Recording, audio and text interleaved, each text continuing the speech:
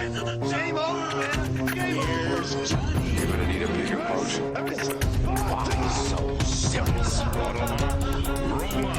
am Iron Man. This is a tasty burger. Welcome to the InSession Film Podcast. Welcome to episode 604 for September 30th, 2024, and I'm JD Duran. And I'm Brendan Cassidy.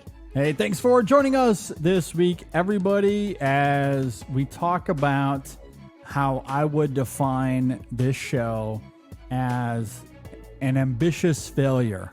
I knew you were going that route. I knew you were going to go that route. You're so hard on yourself. I know, I am. You know, we try so hard, and I feel like we do our best to be bold and audacious with our analysis and our takes and the way we convey our passion for movies, even if it comes at the cost of failing. And maybe it does to some. I don't know. Like all the great artists out there, and when I say artists, I really mean directors, because this is a film podcast after all. I would personally rather fail by trying something innovative and challenging as opposed to safe mediocrity. And that is the ethos of this whole conversation we're going to have today. Yeah, that is very much the ethos of this conversation. Because, you know, this is obviously inspired by Francis Ford Coppola's Megalopolis, which is in theaters now, and we will have a review for later on this week. Yeah. And look, I'll let the cat out of the bag now. We'll certainly talk about it in our review, but that is a film that is extremely messy. It is very disjointed. It could be arguably the most disjointed film of all time. I think you could make that argument. It is technically, by definition, not a very good movie. Yes, in a lot of ways, it is not. And yet, And I would not have it any other way. I would not have it any other way as well. Like the convictions and the overindulgence by Coppola in his filmmaking, it is captivating. And we'll talk about that when we get to the review later on this week. So using that as inspiration, we are going to talk about movies that we see as ambitious failures in a similar manner. And again, to reiterate, we're not talking financial failing. That is perhaps another countdown for another time. We are talking about the artistry, the craft, the movies themselves being messy and disjointed and all over the place. Yeah. But So there's a lot of room for ambition is fascinating.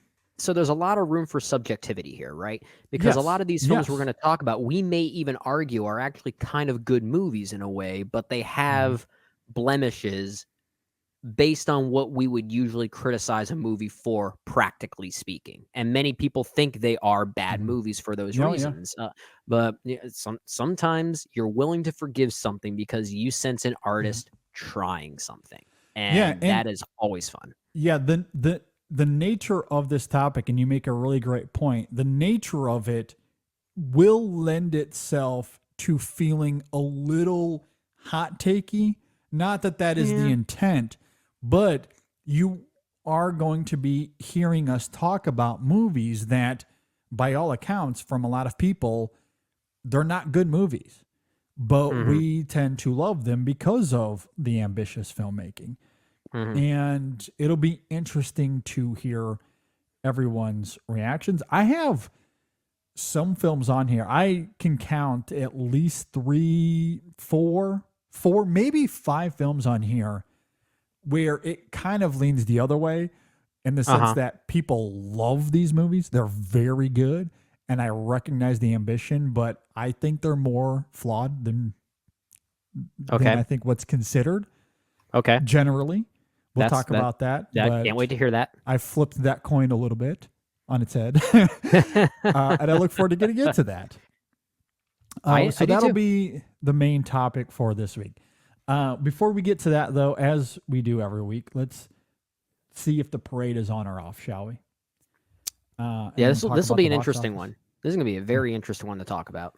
All right, so we'll get to Megalopolis here in a second because the box office for it is...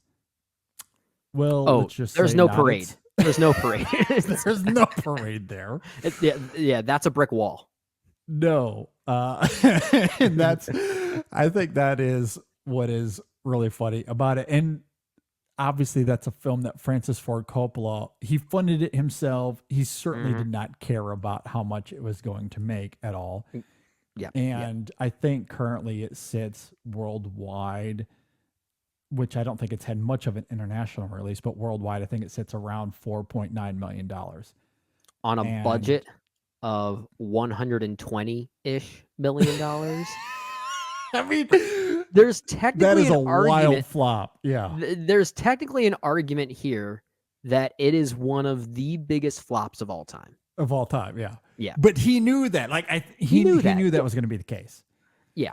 It's a different kind of investment. It's not too dissimilar from Kevin Costner and his wildly ambitious Horizon saga films.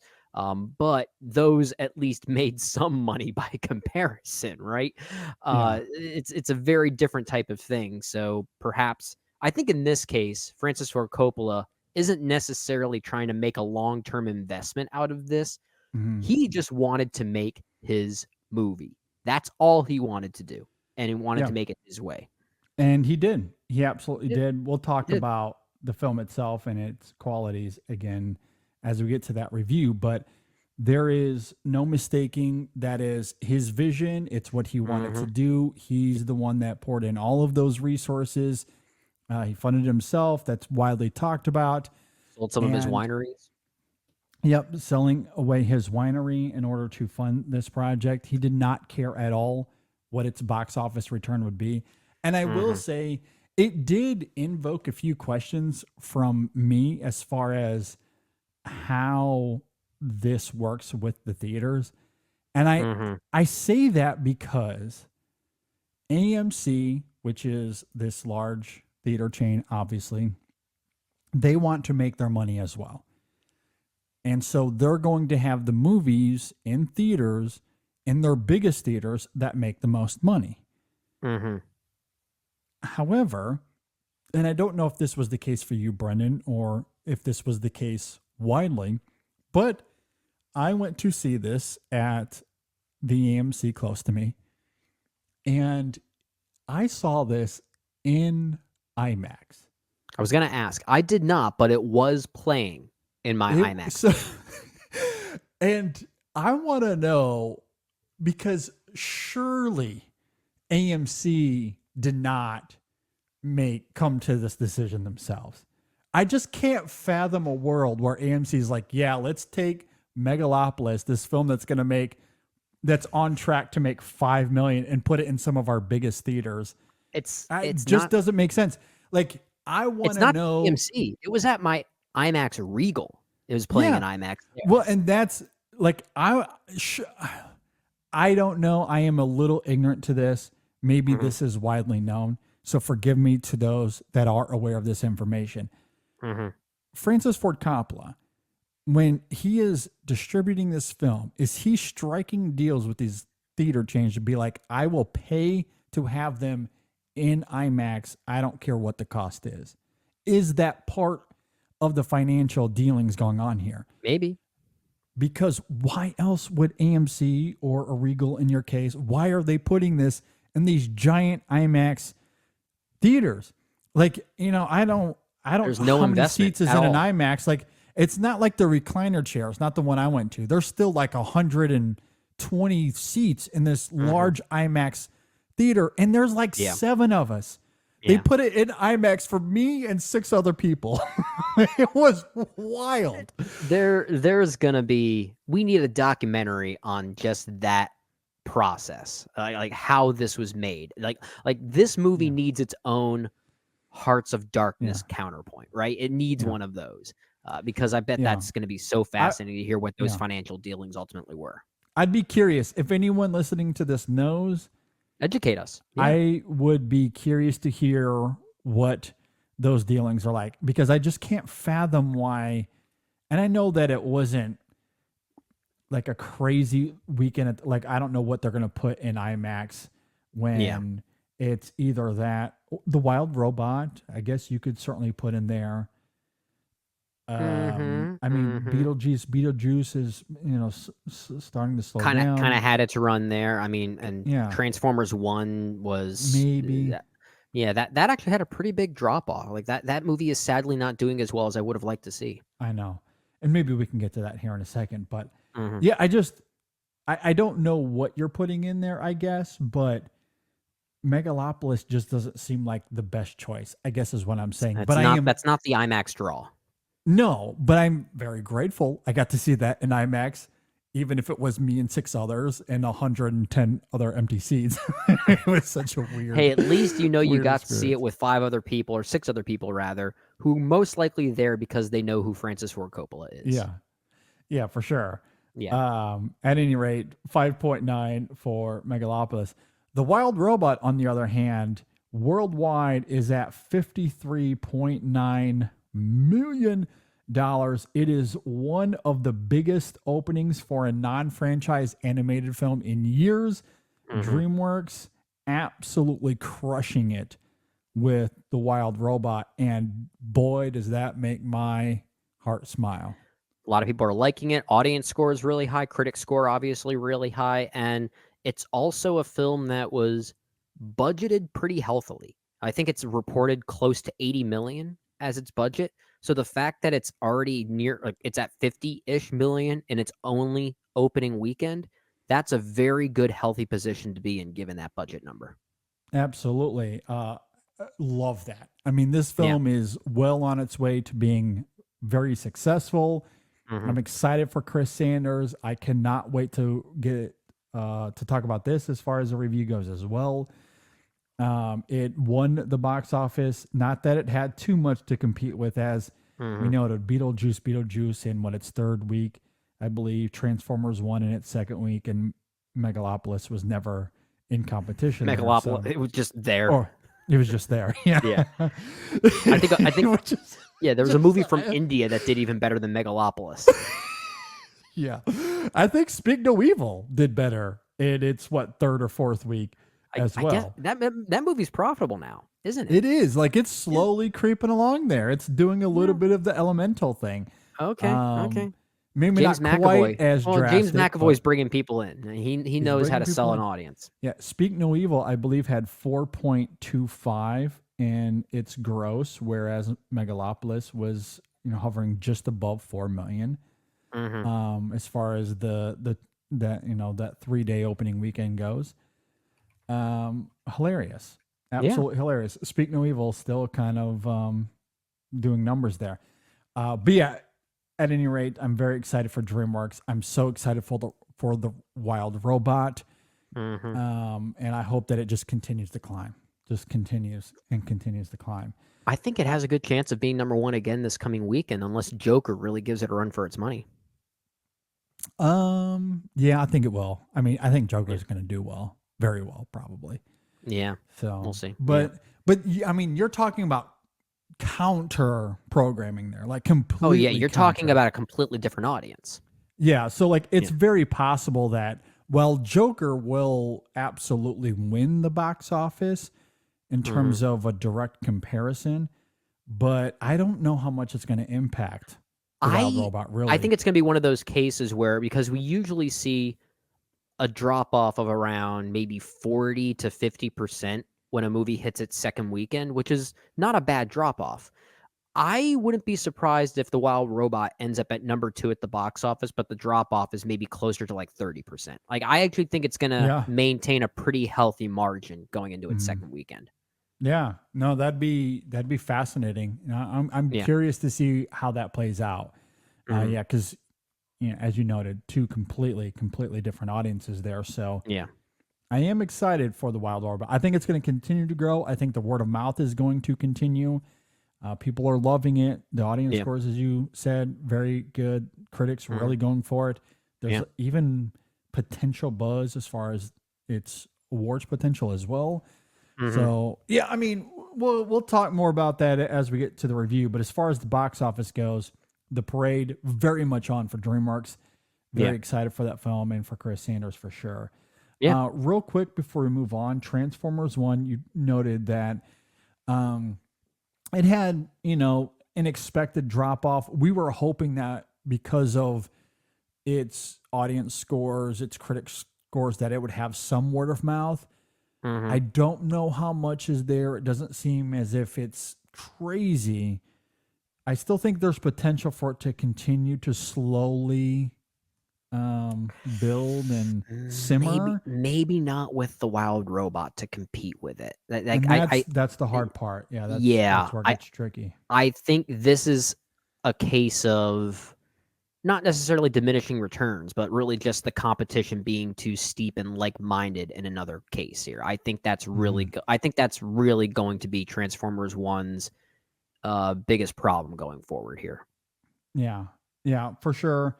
I don't know what its budget actually is, because what I'm reading here is that it ranges anywhere between 75 and 140 million. So I don't know what that means. That is a wildly wide huge range. It's a wildly wide range. Yeah, I mean, if the true budget, and I kind of wonder if some of those numbers include marketing, but I don't really know. Either way, if that does include marketing, then it still has a long way to go to make up. Yeah. If it's on the high end, if the 140 million is with marketing, budget and marketing, I mean, it still has to double its gross in order to become profitable. At this point, that does seem unlikely.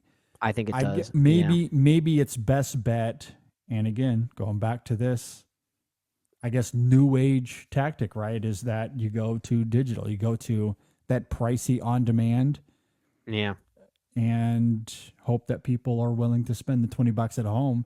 I'll go see the Wild Robot this weekend. We can rent Transformers 1. Well, may even be less than that for those who already have a Paramount Plus subscription, because it's probably one of those films that goes right there when it's available on digital. I don't know. I mean, maybe. If Paramount is smart, I think they're going to put this they're smart, on. yeah, they would not do that.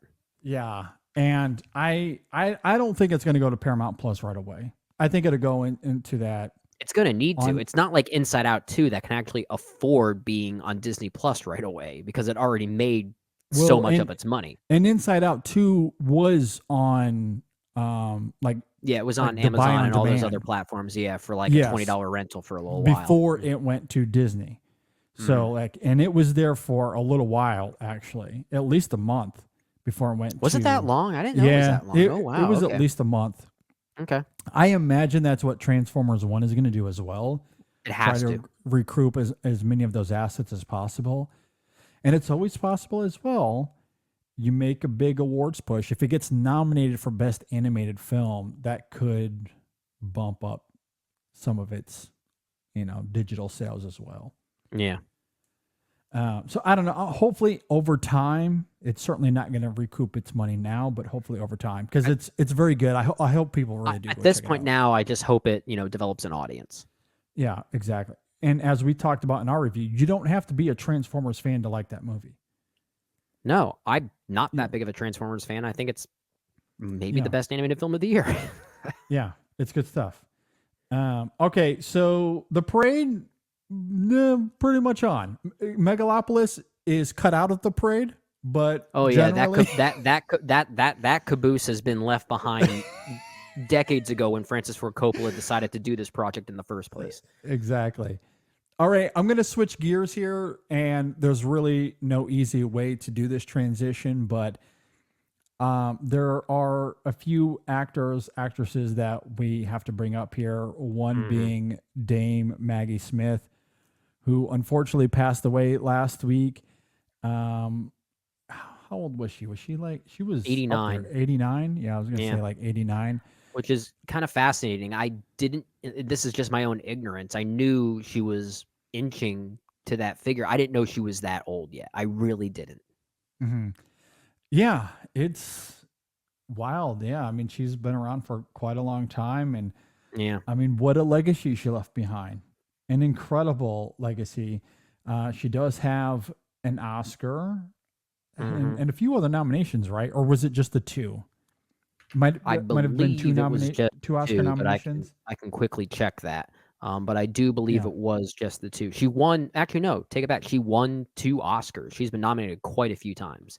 Oh, okay. Yeah, so maybe she that's what I was won. thinking of. The two Yeah, Oscars. so that's what it. Yeah, and that's where I was getting confused as well. I knew. Okay, so I knew 2 was the magic number with something involving Maggie Smith. Yeah. She won for California Suite and also the prime of Miss Jean Brodie, but was also nominated for Othello all the way back in 1965, as well as Travels with My Aunt, A Room with a View, and Gosford Park.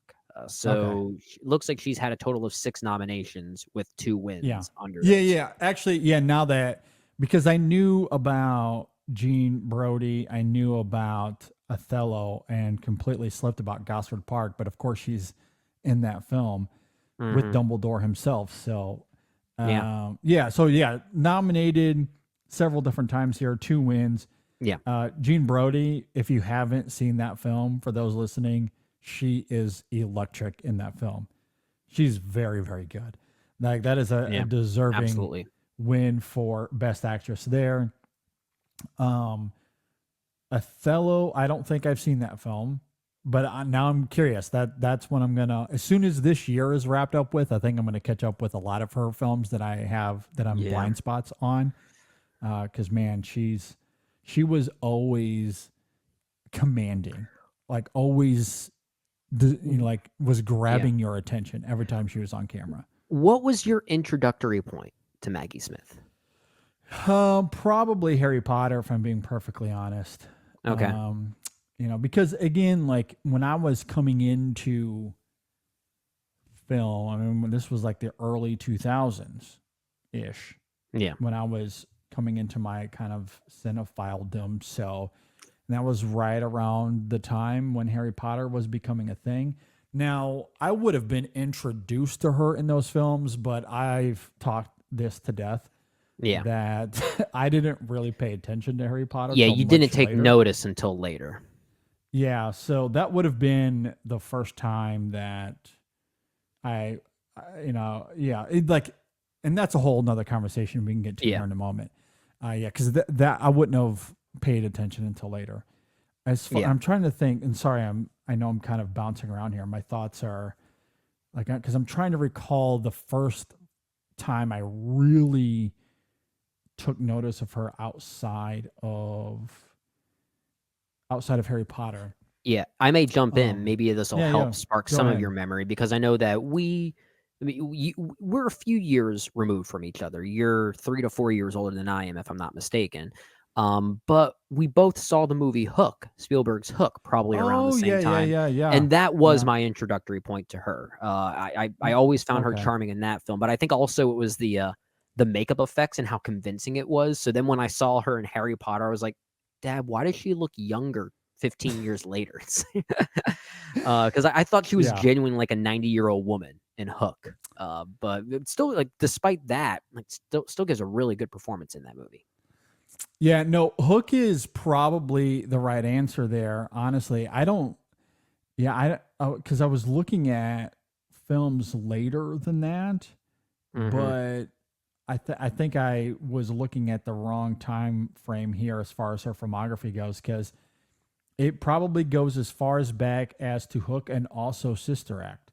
Sister Act was the other one I was going to say too. Another film that I certainly saw in the 90s there. So probably would have been those two. And then as I got into college, I certainly would have caught up with A Room with a View. I know that was something I saw in college. The aforementioned Jean Brodie was a college experience for me as well.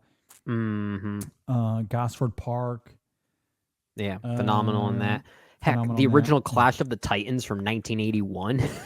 She's also in, which is a very cheesy pick, but hey, she's in that. That's just goes to showcase her genre range, which I really appreciated about her. Absolutely. And that's the thing. Like, every time I watched her in something, I don't know, there's something about her voice, the way she delivers a line of dialogue. She's just very, I'm trying to think soothing. of another word aside Soothing. from It's almost grandmotherly in a way. I feel like I'm talking to a family member. Like, I feel like I'm being comforted. That's the best way I can describe her.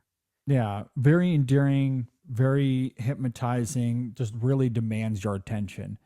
is how I felt about her. So, Yeah.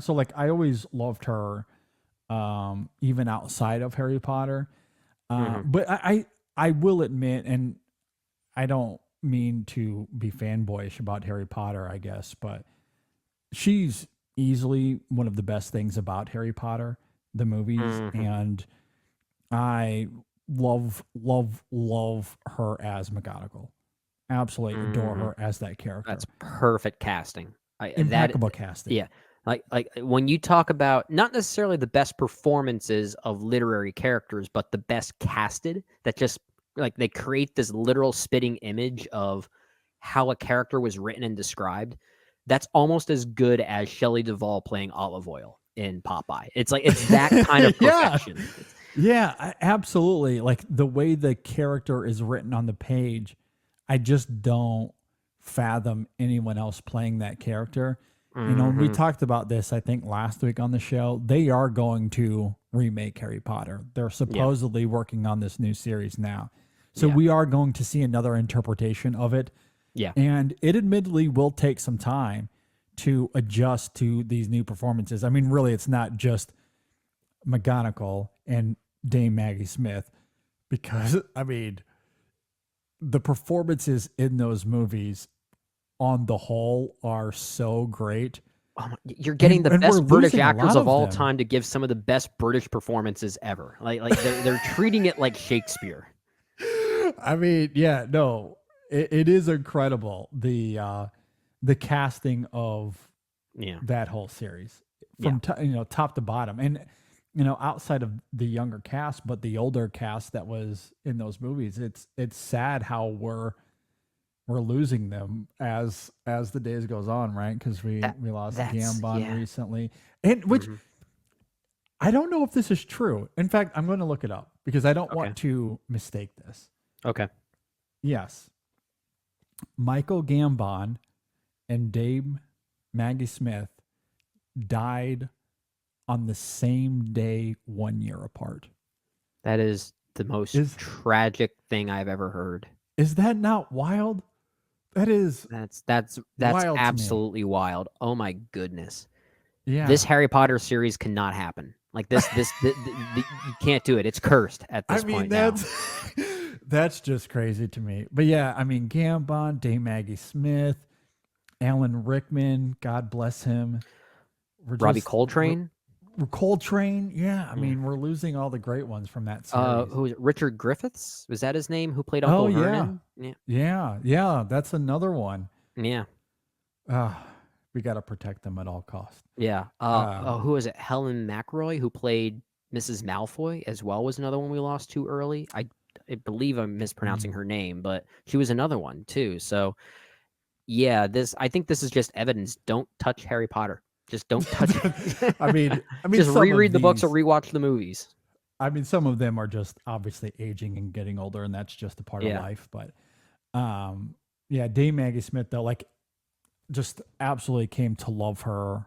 Like, I love those movies. Say what you will about JK. I absolutely loathe the woman, loathe her politics. Yeah. But I do like the series of films in their own context.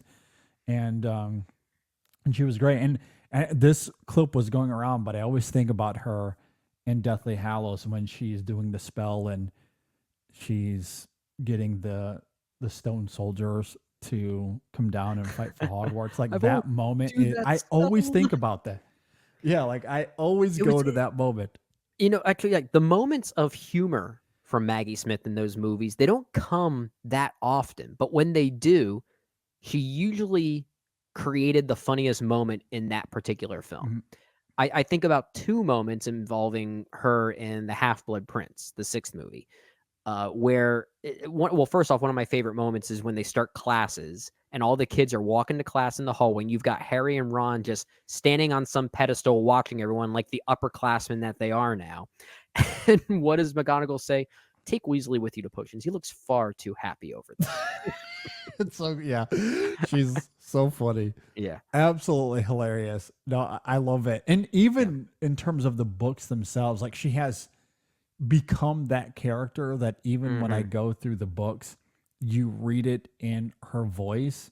Absolutely. And there are Absolutely. parts of the books that aren't in the movies, but you still think about Maggie Smith and how she would have delivered that dialogue, and it cracks me up.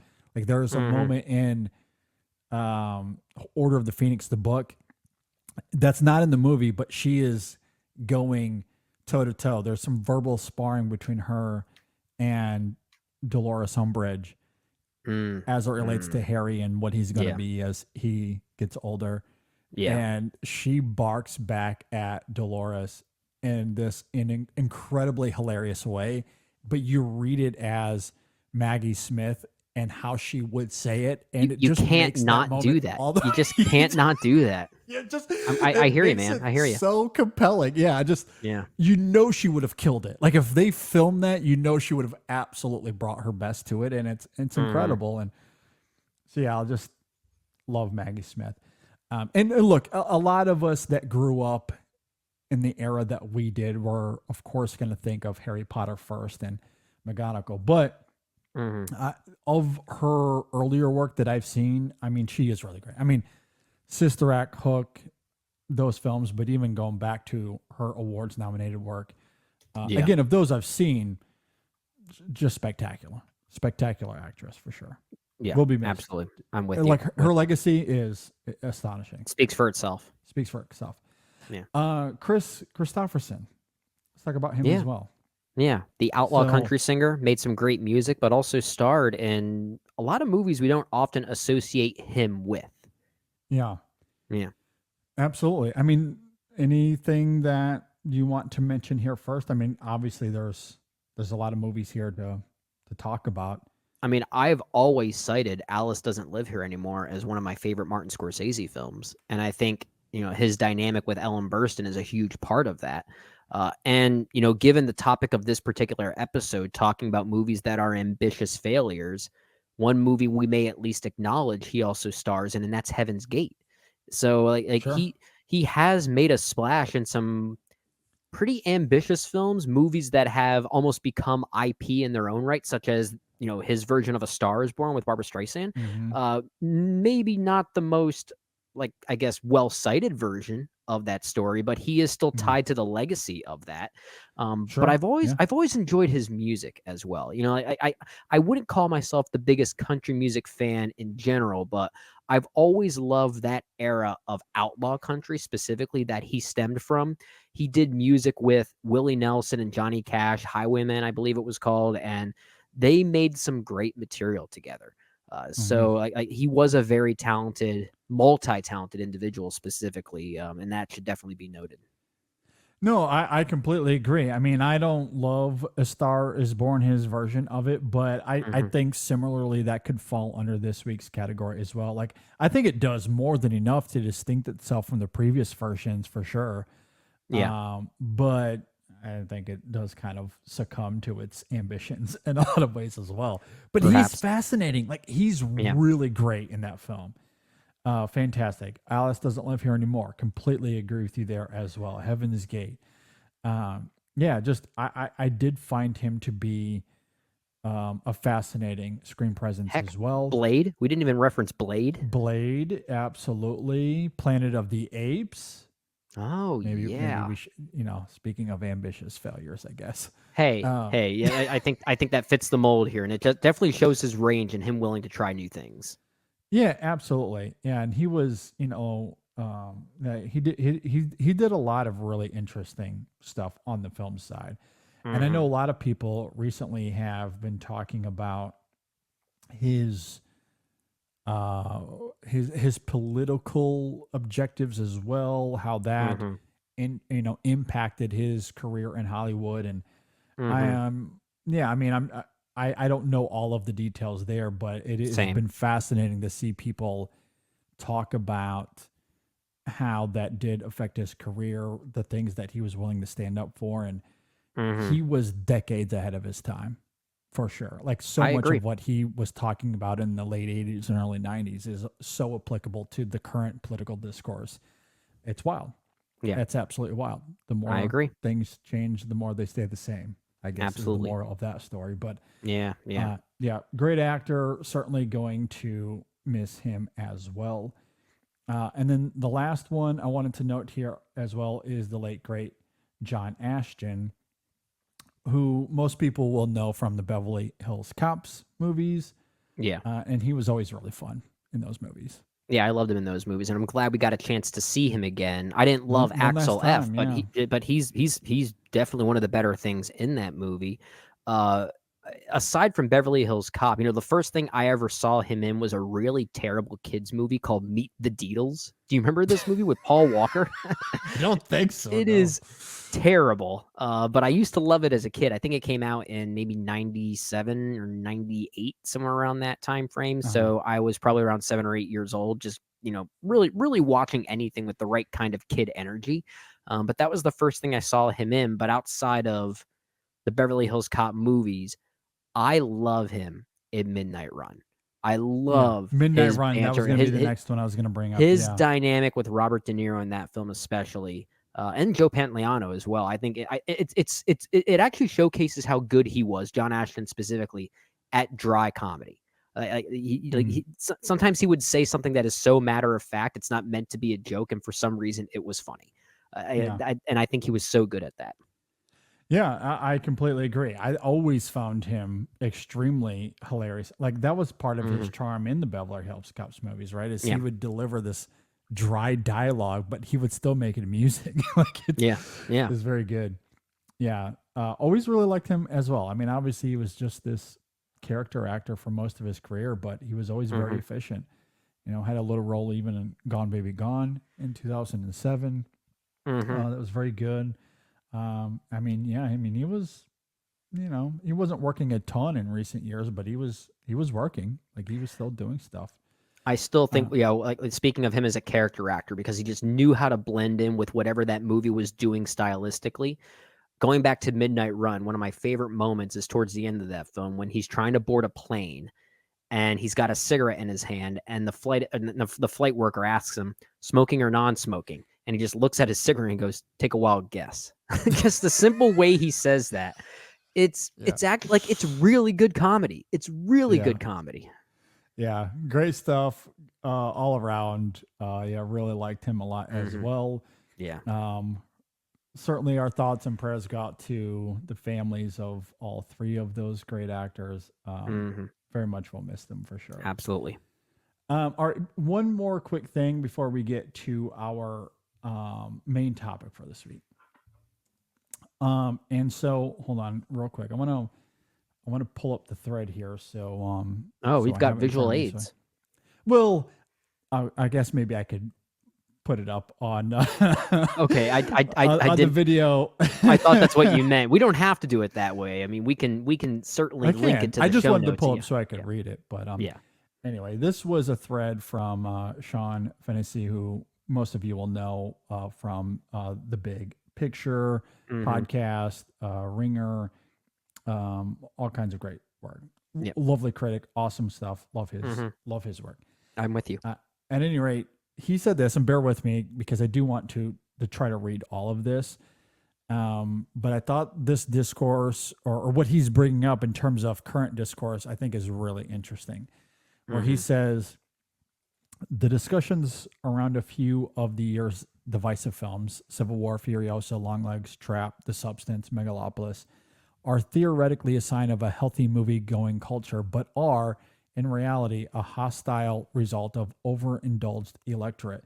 Weird wars over plotting, tone, and taste, in which neither side is able to compel the other, encourage everyone to dig deeper. Obviously, a side effect of 10-plus years of political catastrophizing, IP religious fights, and dick-headed online behavior being rewarded. I aim for open-mindedness and tend toward overthinking in my movie analysis, though I've been reactionary too, especially to a movie that, quote, has a rep ahead of its release. But this year's energy feels ratcheted up and angry in ways I find fascinating and concerning. Make it how I want it is an awful outcome for art and a predictable one for content. I don't know how to reconcile a middle ground And I sense most people who create are at a major loss these days and are only comfortable retreating to the warm embrace for those who approve. And that is the end of the thread. I do find that extremely insightful. And that's what's great about Sean is he is very analytical. He's very he has a thoughtful way with in words. He he really has does. a way with words, and he's so tapped into not just movie culture and how cinephiles respond to it and talk about it, but the culture at large. And what he's speaking to there is something that you and I, not broadly speaking, but we've certainly brought up a lot of the aspects he's talking about in this thread in different conversations, right? But I do think the overarching analysis there, to, I guess, echo his words, I also find them fascinating and concerning. It is interesting that people are willing to have these conversations about these movies. You do worry about how genuine a lot of this discourse is. And a lot of it does feel like it is in bad faith. You do wonder if the people that are making a lot of these arguments aren't even watching these movies. They're doing it just for the sake of joining an argument. They're joining an argument. I need it for clicks. I need it for likes and retweets. And it does make you wonder about the current health of the film landscape. And while as lovers of the form, we maybe want to be hopeful, but when he's talking about these weird wars over plotting and tone and taste, which I would also include the whole sex conversation and all of that, right? Like, there's a whole group of people, a generation perhaps, that is deeply afraid of nudity and we can't have sex and it's offensive. And I'm perhaps, with my infliction and joking there, I'm probably not helping the matters much. But you are making a point. You are making a point. And it's a point I want to highlight too, because something that Sean mentions in this thread that I found probably most fascinating of all here is when he talks about maybe this being a side effect of 10 plus years of political catastrophizing, I think is the word that he used. Yeah. And, admittedly, a lot has happened just outside the world of film to get people invested in the sociopolitical landscape of America for the past 10, 20 years or so. And people have rightfully become angry. People have rightfully become scared. And when that happens, that could lead to different behavioral outcomes. I'm trying not to look at this from a psychological angle because I'm not an expert in that field, but it's hard not to. It's hard not to look at how things have changed in our lives over the past 10 years. And for lack of a better way of saying it, we've become more easily offended when we don't agree with people on things. Yeah. And I think that's part of it too. Like there have been surrounding things that have led to this new behavioral shift. And it's gotten to the point that perhaps what should be seen as healthy discourse has now become unhealthy because of that point to always prove. And that almost that feeling of being like invalidated if you find yourself in that kind of form of contention. I think that behavioral shift is really interesting and like he said, very concerning. It is concerning, and you are right that I think the biggest hurdle here is that people don't know how to have a dialogue anymore. Yeah. They don't. We don't know how to disagree. We don't know how to marinate on other people's perspectives. We don't know how to grapple with the idea that someone has another opinion than you. Yeah. And God forbid they do. God forbid they do. And that is extremely concerning. Extremely concerning.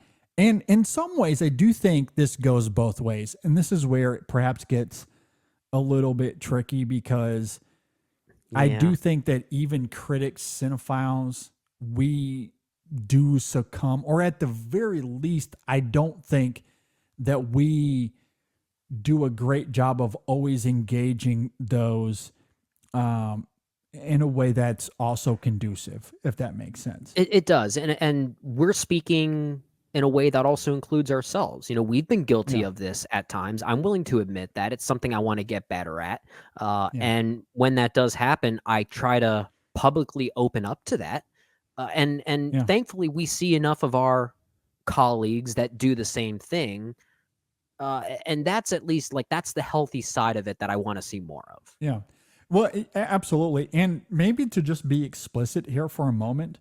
Sure. The one thing that comes to mind the most, I guess there's two, but one of them I think is more obvious than the other.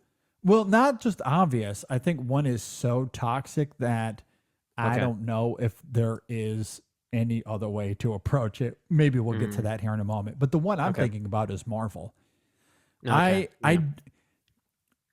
like that is a topic where critics, cinephiles, I think, struggle to engage with that material in a way that is not conducive to this either. We might chirp at audiences that get offended by nudity in film. God forbid have sex or plotting or tone, as Sean is talking about. And, we want more people to engage with the megalopolises of the world.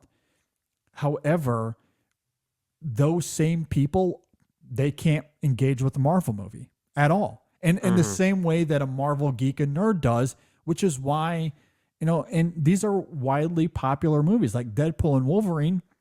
It might not appeal to you and I, and to a lot of similar, or a lot of cinephiles that are similar to us, but we can't deny that it did engage a lot of other people.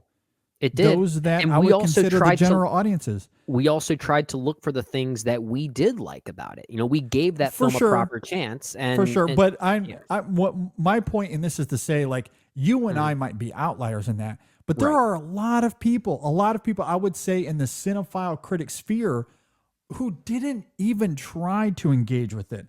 And they were actively antagonizing those that did like it simply because it's a Marvel product. And that's the narrow-mindedness of it all. Well, I'm at a point now with Marvel where and this is just nihilism completely overtaking me. I kind of hope Marvel would disappear. I really do. I would love for Marvel movies to never come out ever again. Not because I don't enjoy them. I actually do enjoy them. I have championed a lot of them on this show over the years. Psychological shakeup that we need to see happen. But I cannot stand the discourse. Cannot stand it from both sides of the aisle. Well, from both sides of the aisle. It is. And it's not even just the refusal to engage with it, as you're talking about too. I feel like the dialogue for those that do try to engage in both, let's say and you're right, it's both sides of the aisle, but for those that do try to engage with both and they see both properties, whatever it is, let's say the megalopolises and the next Marvel film, their thought is, I'm a Marvel guy. You're stupid for liking this Megalopolis movie. And then that's kind of the dialogue. That's at least the tonality I feel like I see a lot more of now than ever before. And that right there is the thing that scares me the most, and why it's sometimes I'm always feel like I'm maybe walking on eggshells when I have to talk to someone about a movie that maybe I'm in a different circle in than they are. It's like you kind of find yourself a little bit overly preparing yourself for something that I feel like you shouldn't even need to over prepare yourself for. But we're kind of in that stage now. Yeah. And that's where I sometimes struggle with the overall film discourse. And maybe I'm just at a point now where I would rather see and talk about the megalopolises of the world, the Nosferatus of the world, because I feel like you can find a genuine conversation there. Yeah. Good or bad. Good or bad, but you can find genuine conversation in with those movies, whereas Marvel and the other IP I was going to bring up here was Star Wars, and I don't even know where you begin with Star Wars. I think we'll be here for hours trying to dissect that one even further, but that's enough. We'll simply say that's another example. Yeah, and look, maybe that's one where I'm a little bit more, I guess, understanding of why critics, cinephiles are a little apprehensive to engage, because I do feel like the toxicity is more in abundant and more brazen than the Marvel stuff. Like I feel like Marvel fans, well, certainly many of them want to attack and they want to defend. I don't think it's quite to the extent of Star Wars. Star Wars has become so politicized that there's a toxicity to Star Wars that I don't know if Marvel has to that degree. I'd say there's more of an like aggravated passion with Star Wars as opposed to the toxicity or not. No, I mean, like, there's more of an aggravated passion for Marvel fans as opposed to the toxicity of Star Wars, I think is the best way I can put it. Yeah. So Star Wars just has become its own thing. Like, I don't blame anyone for not engaging with Star Wars in any way that's honest. And I'm not saying that critics and cinephiles have to be have to engage in it in a way that makes them dishonest. If you don't like Marvel, and there's plenty to criticize with Marvel, there is certainly plenty to criticize, but I equally think there's plenty to engage with that I do feel like is disingenuous from that side of the aisle. Yeah, I'm with you. And it makes the conversations extremely obtuse, extremely myopic, and just not interesting at all. There's a lot of critics I love and adore that I read incessantly, that I listen to when their podcasts come out, except for the Marvel stuff, because I know there's an agenda there. Like, they have no interest in engaging with it with any sort of honesty. And so I feel like there are times where we equally do not help ourselves. And I mean, we collectively as the cinephile critics circle. Well, because we know it's a losing argument every single time. And that's not to say you need to convince someone of your thoughts or your beliefs on something. That's not what we're trying to say. But a great dialogue between two differing opinions knows how to come to some type of conclusive dialogue. That's the other thing. It's like everyone's trying to get the final word in. When you say it's a losing argument, again, I feel that way about both sides of the aisle. Absolutely. Yeah, I'm with you.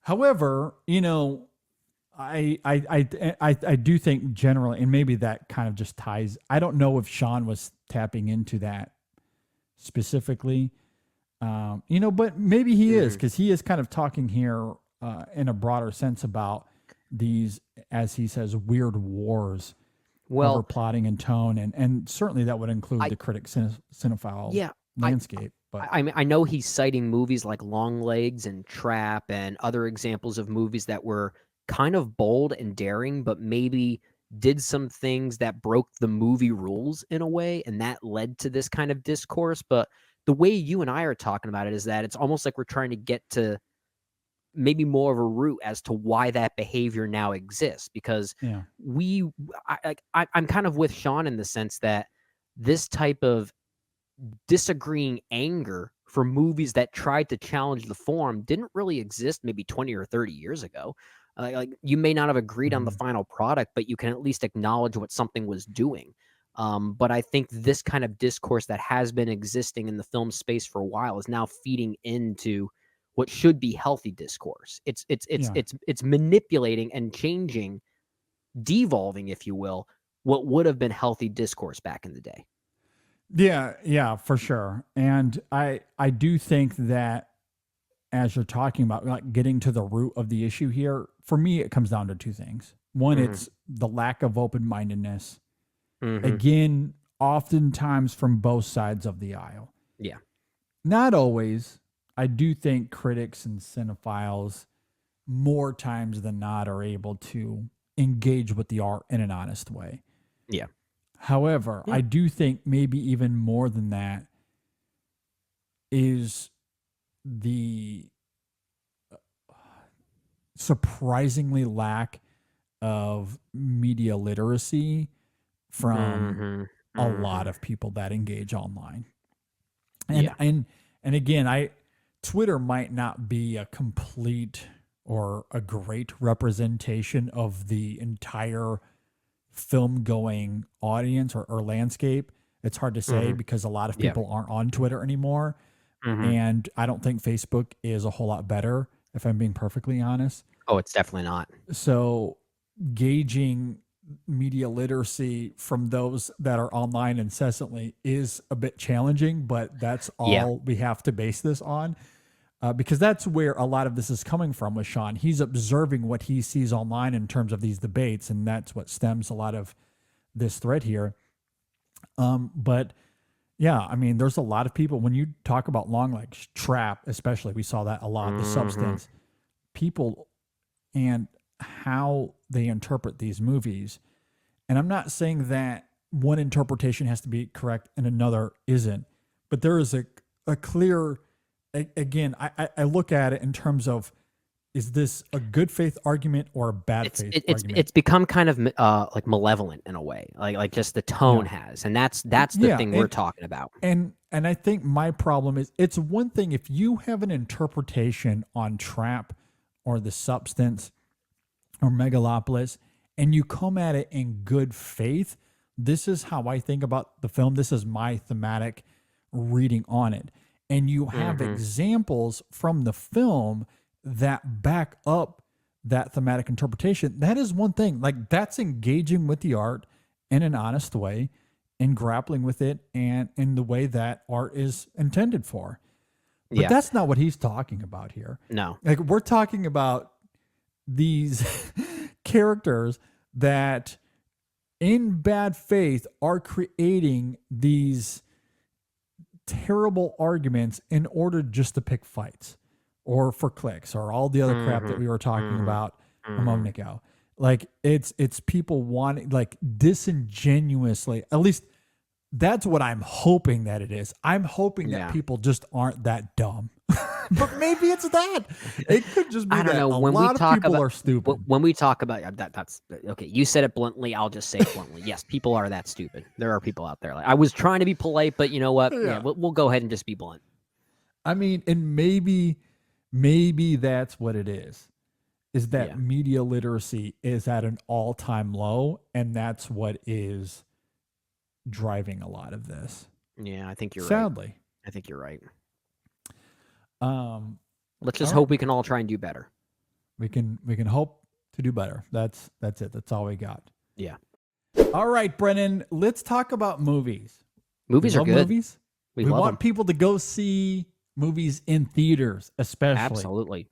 And that's why I'm excited this week to talk about the new film, A Mistake, from Christine Jeffs, who hasn't directed a film in quite a while, but you may know her from Sunshine Cleaning, Sylvia, Rain, to name a few from the 2000s. But here we are with A Mistake, and this stars Elizabeth Banks. It is about a surgeon who makes a fateful decision during a surgery by allowing her young colleague to take charge. When, and you'll never guess this, when a mistake occurs, the surgeon finds herself in a difficult decision or situation, excuse me. Definitely a moral battle there, but I will say the trailer for this movie, which is available right now, it is pretty compelling. Definitely sells a pretty compelling movie, at least based on that perception, and it did get me very intrigued to watch this one. Yeah, I'm intrigued as well. It had its world premiere at Tribeca earlier in the summer of this year. And as it is hitting theaters, we have Fandango codes to give away. Yeah. So if you want to go see this film in theaters, which we encourage you to do, Absolutely. we have 10 Fandango codes to hand out. So, yep. Brendan, let's say you want to win one of these Fandango codes. Mm-hmm. How are you going to win it? Well, that's a great question. I'm glad you asked. You know me well. You know the kind of questions on my mind. I want to know because I want to see this movie.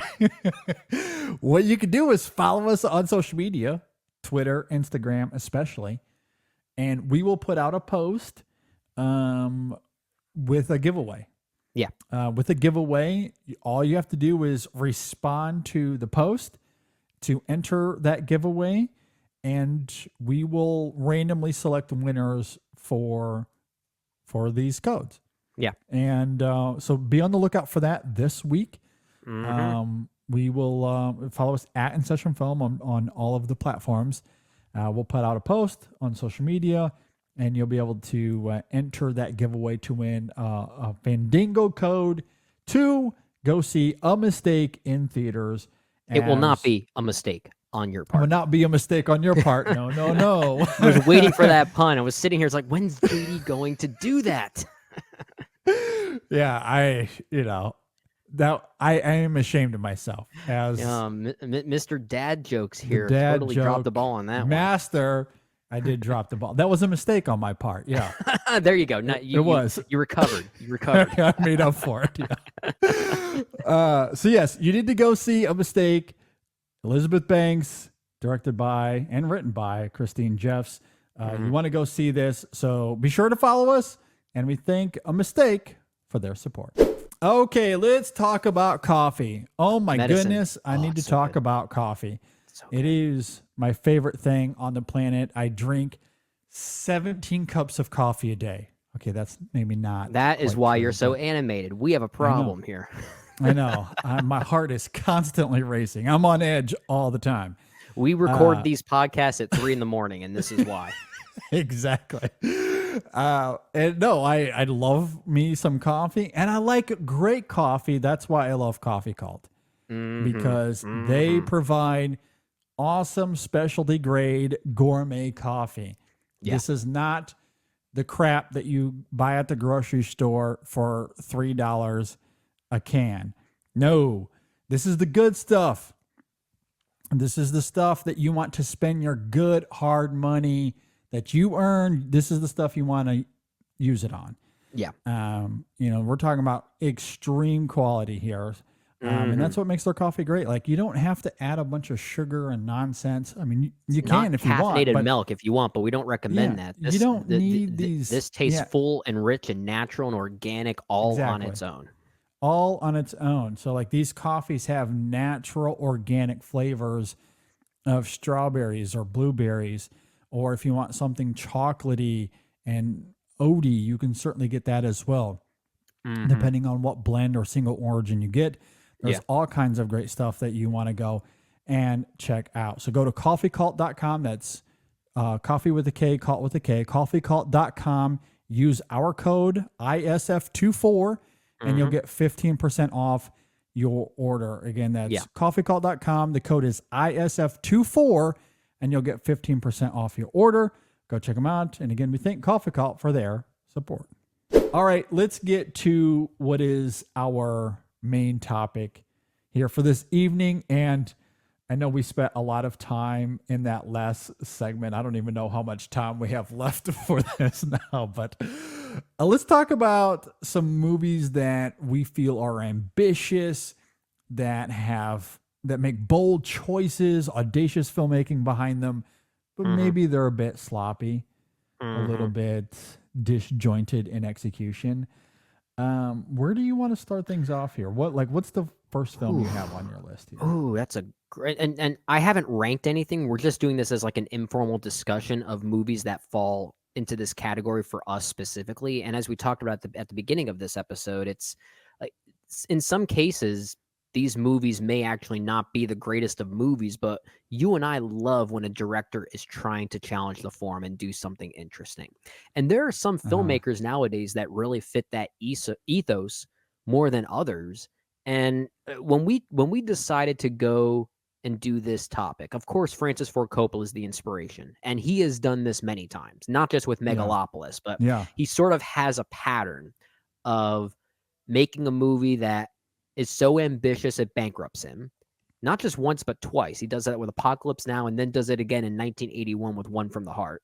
Yeah. And then makes a bunch of movies as a director for hire, then does the same thing all over again with Bram Stoker's Dracula, then does the same kind of exercise all over again, and then starts making these weird, ambitious things like Twixt and Youth Without Youth and whatever else came out around that same time too. So there are certain filmmakers that fit that mold. A group of filmmakers I want to highlight that I think also fits that mold, where I guess we can start a little bit. The Wachowski sisters, I think, are huge examples of that. Yeah. And also, when they join forces with, I'm going to mispronounce his name, but Tom Tykwer, when they joined forces with him to do Cloud Atlas, I think that was maybe the first film that came to mind that is this huge, sprawling failure of a movie in many ways, but is so deeply passionate. It is so deeply passionate. Yeah. And that right there was the first film that came to mind that I think is more or less the summation of this entire exercise here. Yeah. And Cloud Atlas is quintessential to what we're talking about. It is. And I feel like let's get the obvious ones out of the way. And there's even other ones you can say from the Wachowski sisters as well that fall into the same category. But I think Cloud Atlas is a great example, not just because of its unhinged ambition. And for the record, I really like the movie because its ambition is so passionate. Yeah. But we often don't see directors joining forces like that with other filmmakers. The co-directing job like this. We've talked about this before, JD, building our own directors Avengers of sorts when it comes to filmmakers working together in a way. And we don't get many films like Cloud Atlas in the way that they're made. And that makes it such an interesting outlier here. I agree. And fun fact, Cloud Atlas was the very first film that I saw with my wife, who at the time obviously was my girlfriend. But I think the very first film we saw together. I think I respond the exact same way whenever you bring up that story, and yet you're still married. Yeah, we're still married. Absolutely. If I brought that up to her, I don't think she would remember anything from the movie. But she's blocked it from her memory at this point. The film itself, not the experience. Yeah. But yeah, I completely agree. I really like the film, not just because of that factoid, but it's the Wachowskis of it all, and it's the riveting heart underneath that is pulsating at the core of all of their movies, right? Yeah. And yeah, it is a very messy movie, but it's extremely ambitious, sprawling, as you noted there. But I love how sincere it is in its heart. And I agree. That is, to me, the defining trait of the Wachowski sisters. And yeah, I love that film for those reasons. And maybe you could say the same thing about Speed Racer as well. That's another film that I think is really great. Maybe Jupiter Ascending as well. Jupiter Ascending as well. That's certainly more of a failure, I would say. That is a worse movie than Speed Racer. Very much so. Going back to the subjectivity of this, I really like Speed Racer, but I could see others feeling much more mixed on it than I am, but still appreciating its ambition and bold storytelling. Speed Racer is really ambitious from a visual angle and from a storytelling angle as well. But I think underneath it still mostly feels like a movie. Like there is still a narrative thrust to it that Jupiter Ascending tries to get a little weirder with, and it doesn't always work. So it's definitely more of a failure in that regard. And you can even lump The Matrix Resurrections in that category, which in a way is, only directed by Lana Wachowski, but that was almost commenting on the ambitiousness of movies and how it's lacking that now. So like the movie has become kind of a thesis, kind of a commentary on this very thing we're talking about. And I think that's also really interesting. Yeah, absolutely. The Wachowskis are quintessentially their films, and really, depending on the person, you could say that like their whole filmography is this.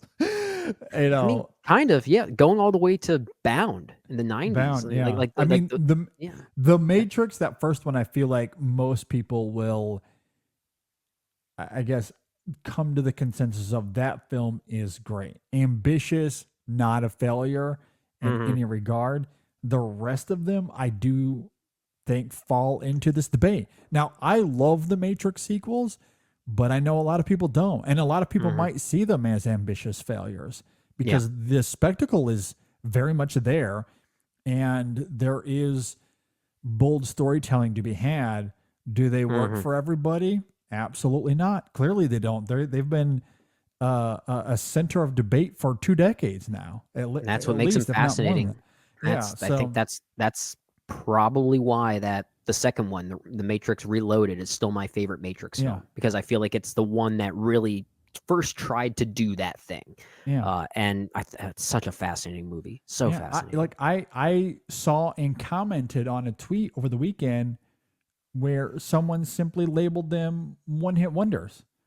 Obviously, speaking of the Matrix, and I was like, I don't know how anyone could come to that conclusion, but they do. Like, they clearly do. Still, even in 2024, people think about them in that way. So yeah, I know.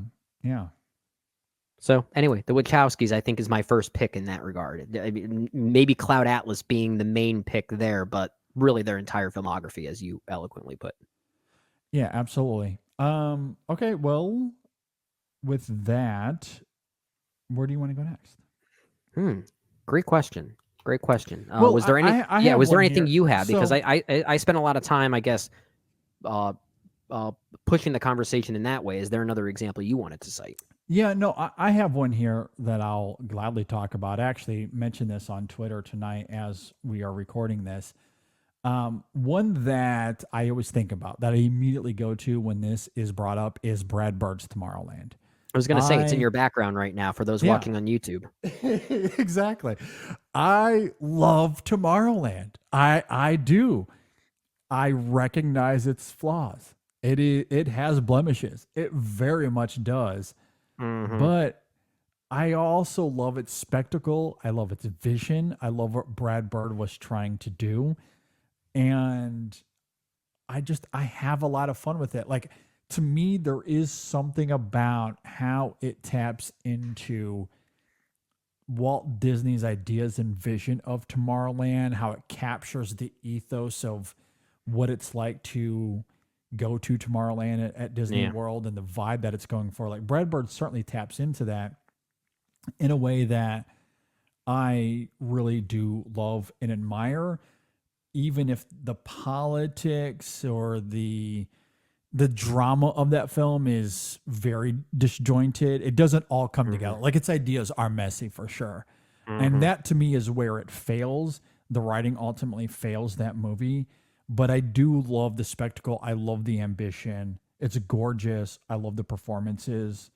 And for me, it's kind of quintessential this. I think so too. And it is a movie I am learning to like more, given what Brad Bird was trying to do and what he was trying to do to challenge the, I guess, traditional viewpoints of Disney's version of Tomorrowland. Like, he was very much trying to deconstruct that in a way.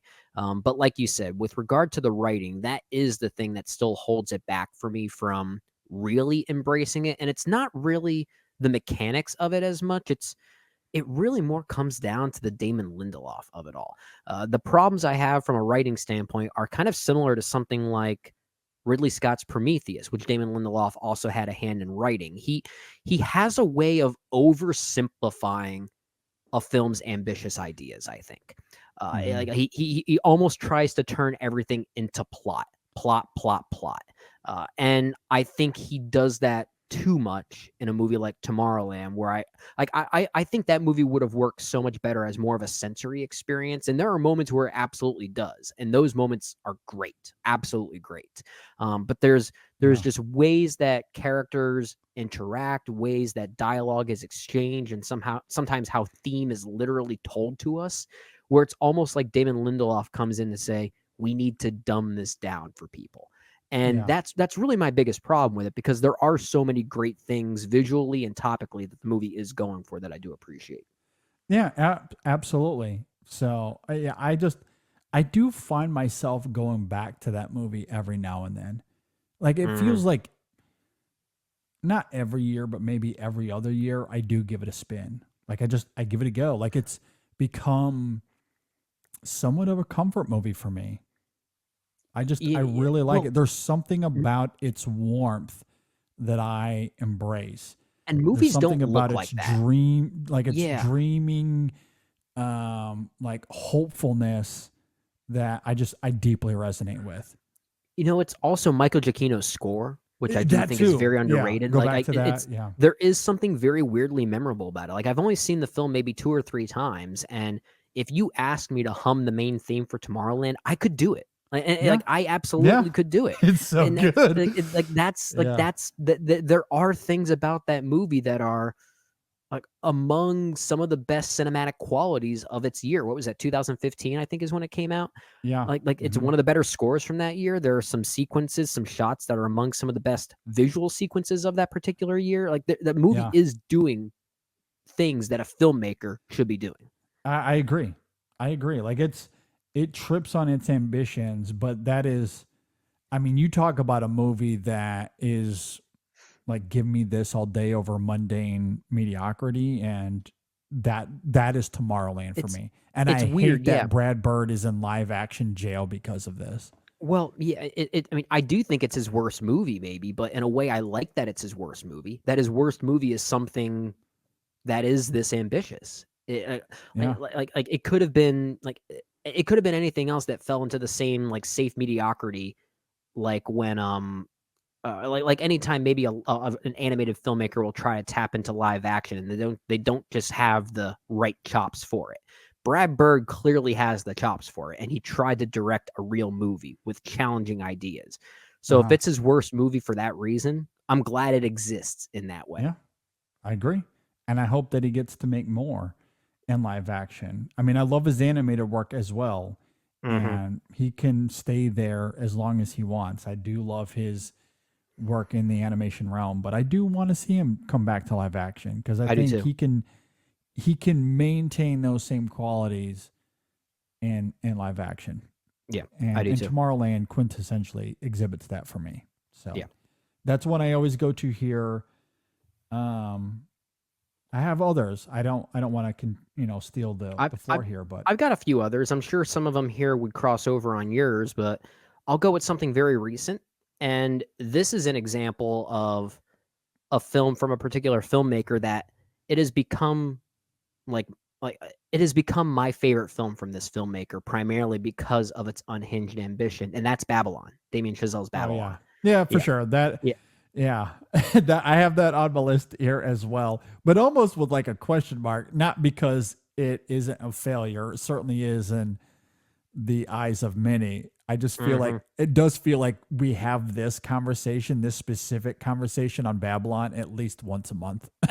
Like at least in terms of like the Twitter discourse. That proves the movie did something right, if you ask me.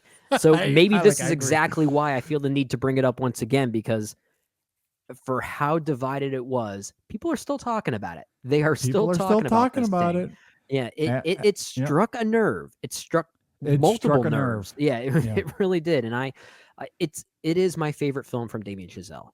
Primarily because I think it's become my favorite, mostly looking at his films in the trajectory of his entire filmography, knowing that this is a movie that came after films like La La Land and Whiplash, and especially the reactionary response to La La Land and how that created this sort of war between that film and Moonlight. Like Babylon almost feels like Damien Chazelle's cynical response to that very thing. And I think that makes the movie more interesting, just given the fact that it came out when it did from that particular filmmaker with that history. So like that's made me like the movie more, given its surrounding circumstances. And you are right. Like that context, even though Chazelle has only been around for a decade, I know he had his first film before Whiplash, but Whiplash was his introduction to most of us. Yeah. That was 10 years ago, almost to this point, right? You and I saw that film together. It just celebrated a re-release in theaters for its 10-year anniversary. Absolutely. So it was right around this time where it released in 2014. But in just a decade, we've seen we've seen Chazelle introduced in a way that got people excited. He had these extreme highs with all of the success and awards for La La Land. Pretty extreme lows with First Man that came and go without hardly any whiff of success. Which shouldn't have. Might be his second best movie, just behind Babylon, if you ask me. I agree. And then Babylon comes out. So which is kind of a response to the industry and the whims and the feebleness of what the system actually is. You can have these high highs. That doesn't mean anything for tomorrow. People don't care after tomorrow. Honestly, and I do find that interesting for sure. It's this idea of how sometimes artists, whether it be a filmmaker, a musician, whatever that art form might be, sometimes the worst thing that can happen is if you peak too early. And Babylon almost becomes a dissection of that very thing.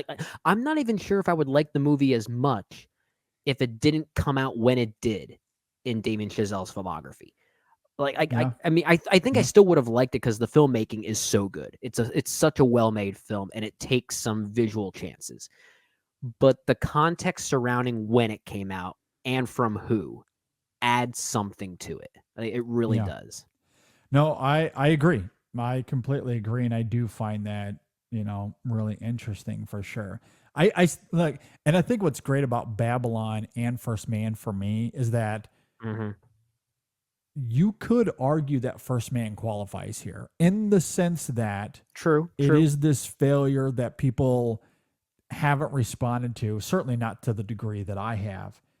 And I do think it is thematically very ambitious. I do. I think it is. I think it's subversive. Yeah. I think if anything, First Man kind of falls into this. I almost want to say it's a bit more underseen by comparison. Like I feel like it's just it's more of an under the radar film at this point now, as opposed to an ambitious failure, at least from my eyes. Like I just feel like not enough people are willing to give that one the attention it deserves because it was marketed and rolled out pretty badly, and Chazelle kind of developed this he developed this identity that he made movies about movies and music. And here he is doing a movie about Neil Armstrong. What the heck is this?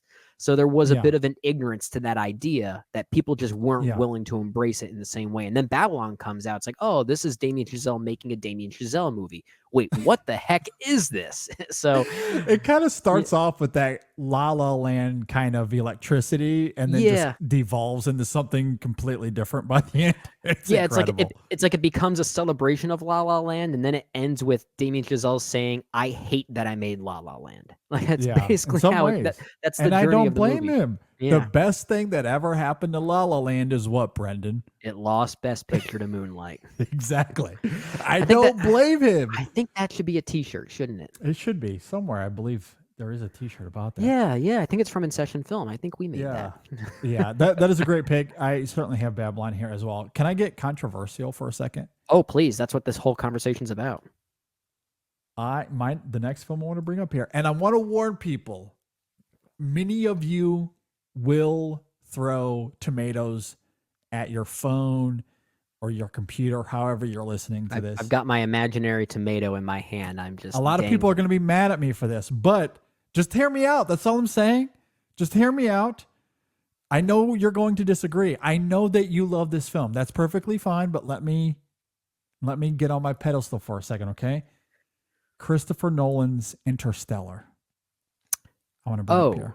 Oh, I'm not going to throw a tomato at you at this one. I know you wouldn't. I know you wouldn't. Yeah, but I a know lot people of others will, are but going to. I am not throwing a tomato at you in this one. I completely agree with where you're going with this. I know a lot of people love Interstellar. Love it. It's one of their favorite films of all time. And look, that is perfectly fair.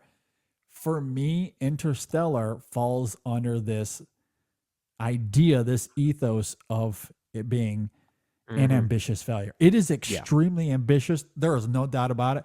And the craft is phenomenal. When that film is clicking at its best, it truly is one of the all-time best films. I agree. When it is clicking, it is an all-timer. When it isn't clicking, it is at times borderline cringy. It is not good. Both Christopher Nolan's best film and his worst film. It is. I agree. Both. Yeah. I agree. And that to me is why I have it here, because I do think it stumbles over its ambition at times, primarily around its central ethos, which is why I have maybe such a big problem with it, right? Because its thematic core, again, that's why I always pushed back against this idea that Christopher Nolan's films aren't emotional. They are. They are. Yeah. And Interstellar is one of them. It is a deeply poignant film, but I think it stumbles to fully realize that emotion at times because it stumbles over its ambition, particularly its ending, which I think is a disaster. It's nothing short of a disaster for my money. And I know it stumbles even over some of its scientific ambitions as well. I know you have talked a lot about the dialogue in this film at times, scientists explaining science to each other. It really baffles the mind for sure. It's also scientists explaining their inner feelings and their motivations in a way that almost like I love Anne Hathaway as an actress, but her character in that movie I think is the worst character in any Nolan film. Like I hands down. Absolutely. And it God just love does her. not. Her performance is fine. The performance is not the problem. It's the writing. What I said earlier in this conversation about Tomorrowland, how my biggest issue is the way Damon Lindelof kind of literalizes dialogue too much, as if he is trying to dumb down its ambitions for the audience. Amplify that to 1,000,000, you basically have Interstellar. Like that's kind of my thing. It's like there's so many great ambitious ideas and visuals that would have made a movie I would have absolutely loved. I feel like it's a movie that lacks a commitment to those ambitions, at least given what's on the page. I agree. And I think what's disappointing to me about Interstellar is that at times it is fully committed to it. And I do love the film when it is committed to that emotion. I think about McConaughey as Joseph, that moment when they're on the planet and they lose a bunch of time and he comes back and he watches the tapes of his kids who have now grown. And that I do think is really affecting. That's and really I think good. That's really all good. of the stuff with Murph, whether it be young Murph played by Mackenzie Foy or Jessica Chastain as older Murph, I love the stuff with that character. Yeah, I think that's pretty well, good. Until the ending. The ending, I do have a big problem. I with. love Ellen Burstyn, but not. And I love Ellen Burstyn as well. Yeah. Not her fault. She's not the problem. She is not the problem. So yeah, I mean, I'm with you. There is so much to like when the film is cooking with gas, as the kids say. I think it's really great. But yeah, I agree. There's so much ambition in terms of not just its emotional core, but when it's wanting to do scientifically, how those things ultimately mesh together, and it stumbles in a way that I do find ultimately deflating, sadly. Yeah, but I'm with you. I do think it stumbles quite a bit, sadly. It does. Yeah. For how long the movie is, it allows itself to stumble a lot. And this is, we talk a lot about ambitious failures in the sense that we love that they exist as they are. When we talk about a movie like Megalopolis, when we give that movie a full review, whether we love the final product or not, I think you and I would both agree we love that the film exists in the way that it does, because it's the product of someone who refuses to compromise, right? Like that's something we appreciate. In the case of Interstellar, like this is one that I wish, I hate to say it in this way because I don't want it to be a movie that's fixed for me, but I wish it was a different movie. I wish that this is one that I do wish some of these blemishes were corrected, at least because it would have been something I would have responded to. These are the kind of blemishes that I think actually hurt the movie, as opposed to making me appreciate the movie, like in some of these other examples that we're talking about. Yep, I completely agree. For the sake of time, I do want to move on here, though. I'm curious how you feel about movies like Sunshine, for example. I think Aronofsky in general could fall into this camp. Yeah. A lot of people feel the same about Mother. I mean, really go down the list, right? Like a lot of his films are ambitious. I mean, even The Whale, like I mean, he certainly had a vision for that film, especially aesthetically and how he wanted the character to look. That film did not work for a lot of people. I don't know. It's a little interesting, but I think Aronofsky kind of falls into this camp as well, for better or worse. He does, not as heavily as the Wachowski sisters for me, because I feel like they try to deconstruct their own previous film every time they make something new. At least that feels like their track record. Darren Aronofsky, like, that's kind of his ethos, the way that he tries to create something ambitious in this way. Like, you kind of come to expect that from him. I feel like the only time he broke away and tried to do something that challenged his own ethos was maybe The Fountain, and maybe even Noah in a way. So I'd say maybe those are the two I would be most willing to put into this conversation, because they almost veer a bit further away from his own identity. But I do think overall most of his stuff do fall into that. Yeah, I agree. I mean, I think when it comes to Aronofsky, I'm kind of understanding of really his whole filmography. Okay. Because I do think he puts a lot of thought into his movies. Whether like how you appreciate that or not is certainly up to the person and how you view him. A lot of people find his blunt, approach to cinema off-putting, especially in recent years. Some filmmakers like to work with a scalpel. Some like to work with an axe. And in the case of Aronofsky, he likes to work with a sledgehammer. Exactly. And I get it. I totally get that is not everyone's cup of tea, but I do think it works, some of the time. Sure. Like the wrestler might be the one that doesn't quite fit the mold as much here, but it's probably his most conventional, which is weirdly most conventional. Yeah, it might be my favorite of his because I just find that so emotionally enthralling, but it feels so less like an Aronofsky film by comparison. I think as I've gotten older, I think Mother might be his best movie because I feel like that's. I agree, and I love that film as well. But I understand why a lot of people might see that as a failure. Yeah, The Fountain the same way. Requiem for a Dream is pretty bold in terms of its bleakness, like it's really going for that. Yeah. So I could see why people would find him to be, to find his films kind of falling into this failure category.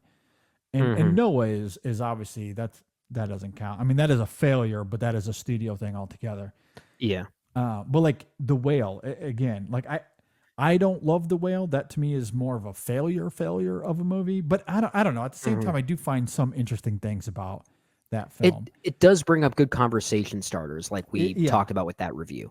Absolutely. You mentioned Sunshine, the Danny Boyle film as Danny well. Boyle. Yeah, I was kind of bouncing around here. But but going back to Sunshine specifically, and I want to say this carefully as not to knock the film, because I actually kind of like Sunshine. I think it's an interesting movie, but I don't really see that one as ambitious as some of these other ones that we're talking about. I think it concludes in a way that its ending maybe. Well, I mean, it concludes in a way that might seem a little surprising, but I feel like tonally, it's a movie that had this sense of dread that was always building towards something like that. So in a way, I think it has some visual things that are pretty bold and daring as far as how it depicts that slasher movie component, if you want to call it that. But I feel like it is something it was building towards the whole time. And again, I kind of like Sunshine. I actually think it's one of Danny Boyle's better movies. I think it is a smoother experience than some people give it credit for, if that makes sense. Okay. Yeah, that's perfectly fair. I think I would argue that the ending kind of leans into an audacious kind of filmmaking. I don't know though, but maybe I'm simply putting that through the lens of Danny Boyle, because I don't see him as Christopher Nolan-esque kind of filmmaker. Certainly not an Aronofsky by any stretch of the imagination. Like his films tend to stray into, I don't know, a Danny Boyle film. I don't want to say conventional because he has a thumbprint. He has a DNA. He does. But they're not lingering in like you would a Terrence Malick or something to that effect. But they're also not taking the same types of bold risks as some of these other films that I think we're talking about. At least I overall like Danny Boyle. He's not one of my guys, but no, Sam. I don't think he's an artist that fits the same kind of mold as ones we're already talking about here. Not quite, at least. I agree. And I think where he does take risk, such as something like Train Spotting, I think has some bold qualities, but I don't think that's a failure by any stretch of the imagination. Well, no, I'd say the movies where he maybe took the biggest risks tend to be his worst movies, like The Beach, for instance, with Leonardo DiCaprio. Yeah, for sure. So I'm totally there with you on that. Yeah. So. I do want to highlight maybe two more, given, especially given the conversation that we just had a few moments ago leading into this particular segment when we were talking a lot about Sean Fennessy's Thread, and the conversation started that is, you cited Marvel as maybe like a particular, I guess, category of where that discourse exists. I think Eternals fits this conversation as far as ambitious failures in a way. Now, I don't think the movie is that much of a failure. I really like the movie, but it's also a movie that I find its blemishes less distracting given the Marvel machine that surrounds it. Like the circumstances of how Marvel movies are made nowadays makes Eternals a really fresh film for me. Yeah. And that makes it another ambitious one, I think, by comparison. I completely I love Eternals. I think it's great. I think it is one of Marvel's best, but not a lot of people agree with us. No. Well, I do think it fits the mold here because it is a failure in many people's minds, but that is a film that, at least by Marvel standards, I do think is ambitious in what it's attempting to do. I mean, it's introducing characters that we've never heard of before, and I'm of course speaking quite broad here, but that a lot of people haven't been introduced to before. They don't really understand the lore. There's a lot that the film is having to do. I think it does it extremely well. While taking its time. Like that film is methodical for a Marvel movie, at least in places. It of course has the spectacle, but it's as much interested in the characters and their emotions and what's driving them. And I don't know, I like that more than the conventional Marvel formula. I just do. I do too. And I think Chloe Zhao brings enough in her filmmaking that distincts that film from the typical Marvel shtick, I guess. I mean, in a way, I really like it. I mean, in a way, while it's a very stylistically different example, still a Marvel film, but stylistically different nonetheless, Ang Lee was doing something kind of similar with his Hulk movie in 2003. I think that was, that's a very ambitious failure by comparison too. He tried to do something unique with the superhero genre that many people did not embrace at all at the time. Some people are starting to embrace now. I'm still one of those people that's kind of on the fence on that movie. I don't fully love it, only because I just don't think it's always dramatically interesting. I think it's more of a performative problem than anything else. But he did try to tap into an internalized conflict that just happened to feature a man that turns huge and green. That's kind of what he did. Similar to how Chloe Zhao tapped into some type of internalized struggle with Eternals. So, some other filmmakers have tapped into that same kind of ambition before in the superhero genre to mixed results, but still very interesting results. I agree. I'm going to just name off a few here. We don't have to dig into these as much since we're kind of running low on time here, but I want to bring up a few more here. A Cure for Wellness, Gore Verbinski is great a film choice. that I really admire. Great choice. That's a really good, interesting movie, but certainly has its issues for sure. I love gory movies. Love gory movies. I want more gory movies for sure. Me too. Alien 3 is another one I would bring into the mix here as well. Okay. Fair. How about, going back to kind of more recent movies, Ari Aster, Beau is Afraid, even Hereditary. I would maybe throw Hereditary in here for similar reasons as Interstellar in some ways. Like like Hereditary, when it's on its A game, it really is phenomenal. But I also think that film in its last 20 minutes stumble similarly to Interstellar in ways that I can't overcome. I can't overcome. I'm with you. So I do think that while that's a more seamless film than Beau is Afraid, I think both of them kind of qualify here for me. I think it's fair. I think that's fair. Hook. What do you think about Hook? Spielberg's Hook. You know, that's a movie I sometimes love and sometimes hate. I kind of goes back and forth. I think the issue I have with the movie mostly comes down to pacing nowadays. I think there's there's a passion to that movie. There's a thematic underbelly to it that I do find compelling, and I think there are beautiful sequences in it. But I think there's a stop and go kind of energy to it that I think just sometimes disrupts the flow. Like the final confrontation, the final fight that takes place on that ship in Neverland between Peter and Hook himself. It stops and goes at least 5 or 6 different times. Many times you think it ends. It's like, oh, no, we're not done. We're just going to keep going. Oh, no, after we're done, we come to some dramatic pause. Oh, no, we're not done. We're just going to keep going. It's like the whole movie kind of has this weird stop and go energy that I don't love. But I like what that movie's aiming for. And I do have nostalgia blinders for it. So I can't hate it. No, I mean, I agree. Like, I think it has a great heart to it, as you tend to expect with Spielberg. It's got fun, it's got spectacle, but it does miss much more than your typical Spielberg movie. Yeah. I heard a great interview with Spielberg. I think it was Mark Kermode and Mayo. They did an interview with him. I think it was when he was promoting Lincoln.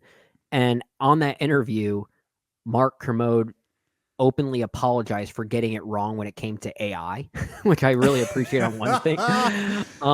But he also ended up asking Spielberg if he ever goes back to rewatch some of his own movies. And Spielberg said that he doesn't always do that unless he is watching movies with his kids and they're old enough to experience a certain movie that he made. But he said he wants, but this is what Spielberg said. He said, I want to go back and watch Hook again because I so don't like that movie. he actually said that about his own movie about 10 years ago. Nice. I mean, AI is one that will qualify for a lot of people here as well. I guess so. I mean, we've talked about it so many times. I don't think we need to talk about it anymore. No, we don't need to get into that, but I could see that being on people's list here for sure.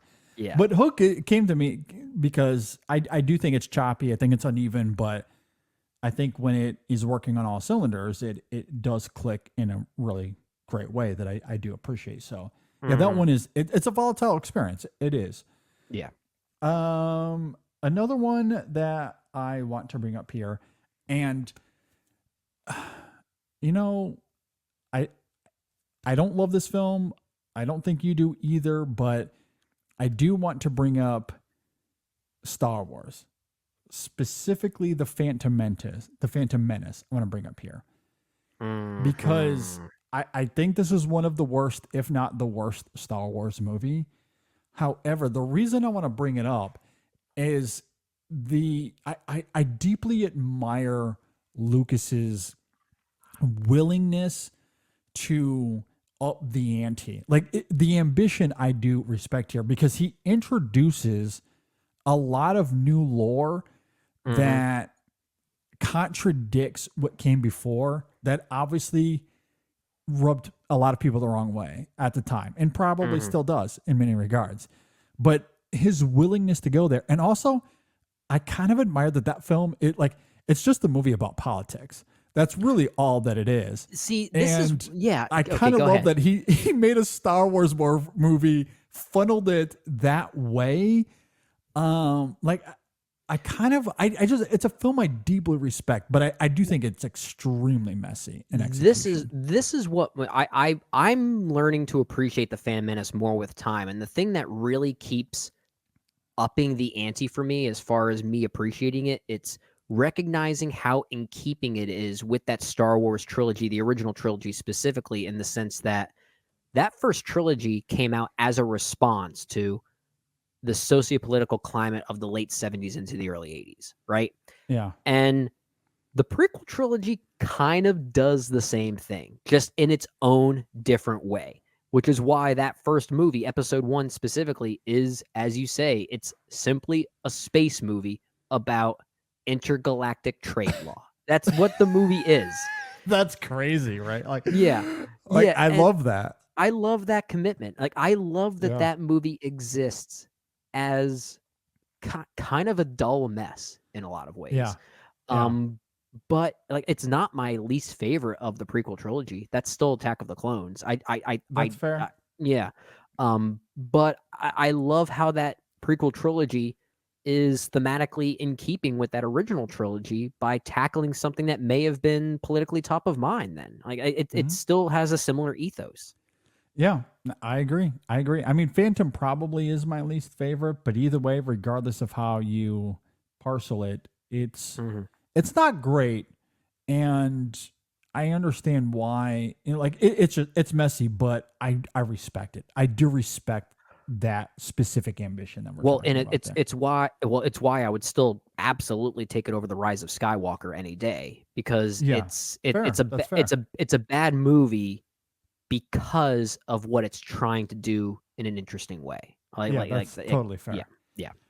And like, the thing is, like, I think at times the Rise of Skywalker is, like, maybe even on the whole, it might be a better, quote unquote, better movie, but there's so much about the Rise of Skywalker that is just mundane and dull. Well, that's my issue. That's a film that I don't think holds. Like, I certainly don't respect it in the same way I do Phantom Menace, as we're talking about here. And even if it is the better movie, and I don't know if it is, but even if it is, like, subjectively, I think it's bland. I do think about Phantom Menace more. I do too. I know we technically defended The Rise of Skywalker when it first came out, and I don't want to speak for you. I still stand by the sense that I don't necessarily think The Rise of Skywalker severely contradicts anything that came before it thematically or even narratively, but it feels like it is. Like it like the energy of it feels like a course correction. And that's probably the thing I find the most unforgivable about it. Like, that's the thing. Like, there are aspects of The Rise of Skywalker that I find unforgivable, even if in totality it might be a better movie than The Phantom Menace. I agree. I don't necessarily find The Phantom Menace, quote unquote, unforgivable in that same sense. No, I hear you. Yeah. I do want to start winding down here, but there is one more I want to bring up here, and that is the animated film, The Peasants. And I want to bring this up because the ambition is astonishing. It cannot be said enough. They utilized 40,000. I want that number to sink in. 40,000 oil paintings to animate that film, which is why I feel extremely shameful. Like, I feel totally guilty that the movie just didn't fully work for you. That I think it falls quite drastically, but it does. Like, I do think that film falters under its ambitions, and I do feel bad saying that when they spent 40,000 paintings in order to make that film. But oh my gosh, yeah. But I do think that is the unfortunate tragedy of that film, because the material so bleak in its realism that the animation, I don't think, complements it at all. I mean, I think the film needed to be done in live action for that particular story to really carry a lot of weight. I feel like the animation undermines its potency. Yeah. I just find it frivolous, and which is unfortunate. Yeah. But what you're talking about there is something that may have been forgivable for you and I when it comes to many of these quote unquote ambitious failures, is if there's some type of match or some type of synergy between the ambitions on the surface as well as the ambitions underneath. If there is a match there. And with The Peasants, what you're talking about, it sounds like there's actually a mismatch happening there. I think there's a mismatch. Yeah. I mean, again, I admire the work and the effort that it would have taken to make 40,000 oil paintings come alive. I mean, that's just insane. I get it. Yeah. I mean, that's an ambition that few have ever even attempted. I don't even know if that's ever been attempted before. I mean, that other than Loving Vincent, which is from the same people, but like, that's just remarkable. I will always admire that. I will always love that. I think that's very fair. Unfortunately, I just feel like that animation doesn't do a whole lot of service here. Yeah, I gotcha. At least for me. So that is another one I absolutely had to bring up here as far as ambitious failure. So okay. Yeah, makes sense to me. I think as far as like I could bring up more, but I think we've gone on long enough here. So I think we talked about a lot of good ones. There's definitely more that we could talk about. We'd love to hear from everyone else out there what their thoughts are. Let us know what you think, what films fall under this category for you. Leave a comment below if you're watching it on YouTube. You can leave a comment on social media, Facebook, Twitter, Instagram. You can email us InSessionFilm@gmail.com. But let us know what ambitious failure movies you really like. Before we get out of here, just a reminder, we will have reviews this week of The Wild Robot in this little movie. You may have heard of it called Megalopolis. We're going to talk about Mega both. with Mega in the title. Yeah, it's not that little. We're going to talk about both of those movies.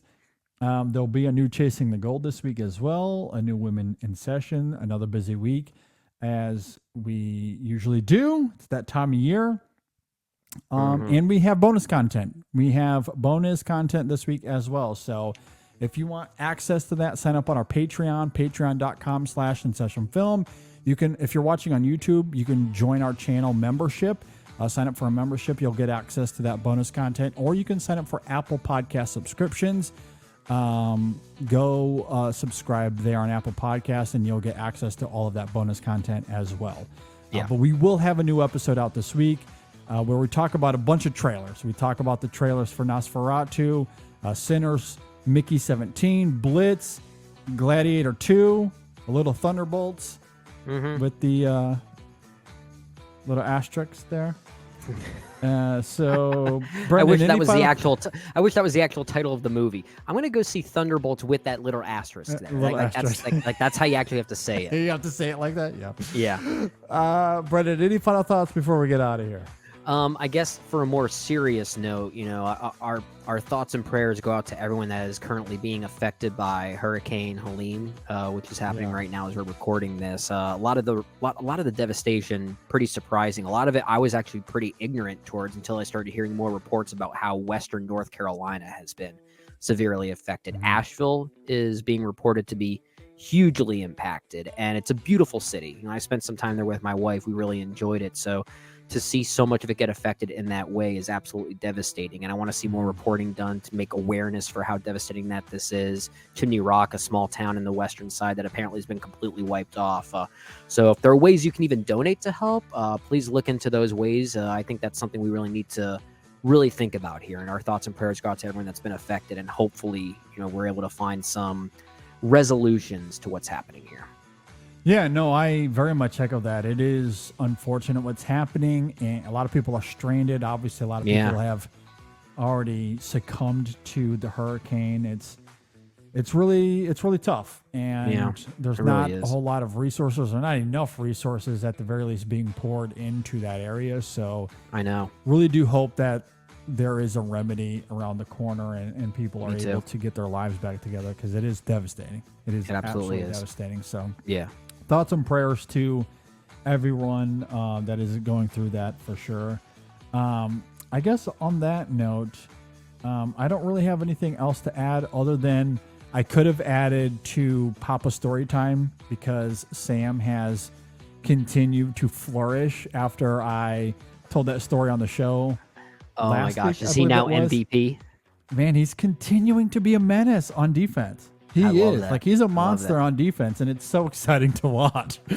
So best position, it's been great. Best position, defense. That's great. That's great. At any rate, thanks everyone for listening. Thanks for watching. We'll see you next time on the InSession Film Podcast.